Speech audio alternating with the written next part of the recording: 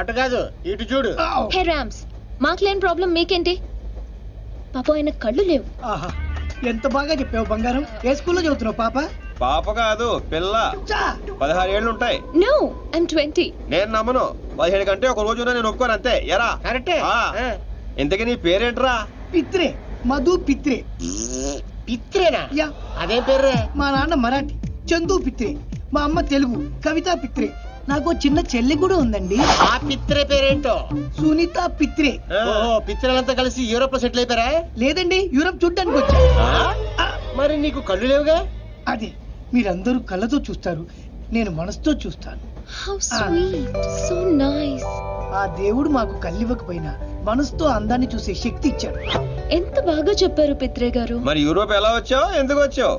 ఆకలేసి డబ్బులు లేక cool drink కొనుక్కొని తాగుతుంటే దాంట్లో కూపన్ వచ్చింది. యూరప్ ట్రిప్ తగిలింది.